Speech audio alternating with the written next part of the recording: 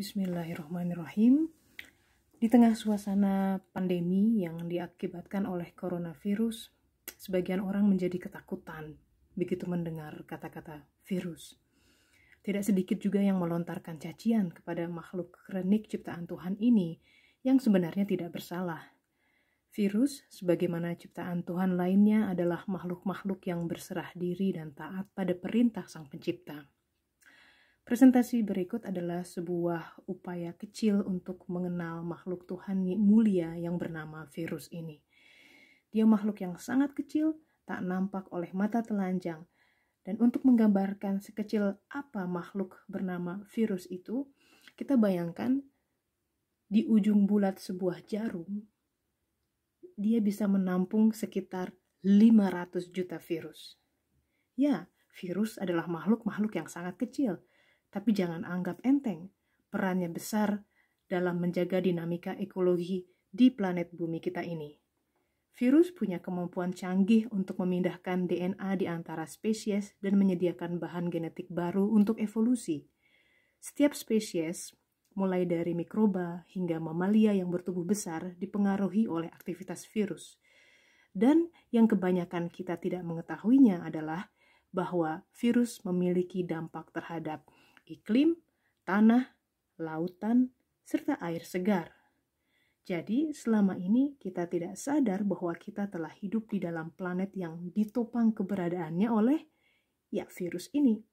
Artinya sebagian besar virus tidak menimbulkan penyakit khususnya pada manusia. Dan mereka ada di mana-mana. Ada di kedalaman bumi, di dalam butiran-butiran pasir yang bertiup di gurun Sahara, juga di balik lapisan es yang tebal sekali di Antartika.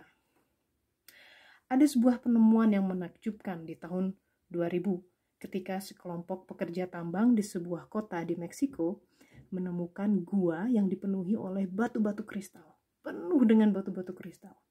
Ketika mereka masuk ke sana, mereka seperti masuk ke dalam dunia lain. Silakan untuk melihat foto-foto yang mencengangkan untuk meng-google ini kata Cave of Crystals Mexico. Di sana banyak foto-foto yang mengagumkan. Seorang geolog memperkirakan kristal-kristal itu mulai terbentuk ketika gunung-gunung berapi terbentuk 26 juta tahun yang lalu.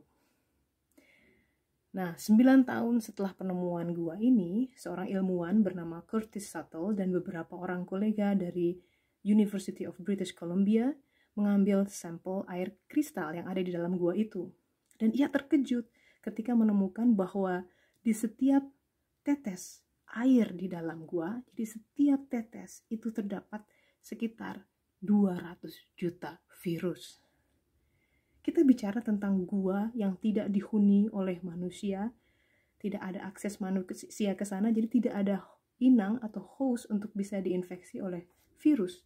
Dan di sana bahkan tidak ditemukan ikan. Kita bicara tentang gua yang terisolasi dari dunia luar selama jutaan tahun. Mind blowing, isn't it? Itu baru secuplik kisah tentang penemuan dunia virus di lingkungan manusia. Pertanyaan berikutnya adalah, bagaimana dengan keberadaan virus di dalam tubuh manusia?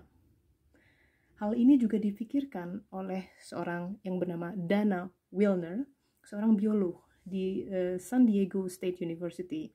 Tahun 2009 juga ia memimpin sebuah ekspedisi berburu virus di dalam tubuh manusia. Dia dan timnya mengambil sampel dahak dari 5 orang sehat dan 5 orang penderita cystic fibrosis atau fibrosis kistik yang merupakan kondisi genetik di mana tubuh memproduksi lendir lengket yang tidak normal. Dan lendir itu berada di paru-paru, pankreas, dan area pencernaan. Hal itu menyebabkan para penderitanya mengalami kesulitan bernafas dan memiliki masalah di saluran pencernaannya. Dari sampel cairan itu, Wilner dan timnya mengolahnya untuk diambil fragmen DNA dan mereka bandingkan dengan database gen yang sudah dikenal. Jadi ada gen-gen yang sudah dikenal oleh para ilmuwan di dalam dunia sains yang jumlahnya sudah mencapai puluhan juta.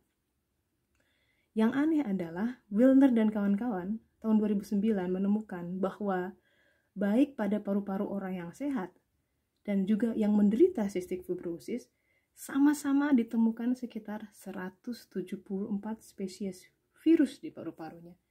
Yang kita kira kalau paru-paru orang sehat itu dalam paru-parunya steril. Dan yang lebih mencengangkan adalah hanya 10% dari virus yang ditemukan memiliki kekerabatan dengan virus-virus yang telah diketahui sebelumnya. Artinya, 90% yang ditemukan adalah virus-virus yang baru diketahui. Demikianlah pengetahuan sains dalam virologi atau ilmu yang mempelajari tentang virus itu masih dalam tahap dini. Padahal umat manusia sudah mengendus keberadaan jasad renik ini ribuan tahun lamanya. Orang-orang zaman dulu memang hanya mengenal dari efek yang ditimbulkannya, karena belum punya teknologi canggih seperti mikroskop elektron saat ini. Jadi selama berabad-abad, manusia tidak tahu bahwa ada kekuatan alam apa yang bisa mengakibatkan itu semua terjadi. Maka disebutkan bahwa kata virus itu berasal ketika zaman kerajaan Romawi yang artinya pun double, jadi bersifat kontradiksi. Di satu sisi dia berarti racun atau bisa ular, virus, dan di sisi lain virus diartikan sebagai air mani. Jadi satu berarti sebuah penghancuran dan di sisi lain berarti penciptaan. Demikianlah seperti halnya kehidupan dan alam yang berjalan harmoni. Kehadiran virus di alam semesta pun semata-mata untuk menjaga keseimbangan pada intinya. Ingin tahu bagaimana kisah seru penemuan virus di abad ke-19? Silahkan saksikan video mengenal dunia virus bagian kedua. Alhamdulillah.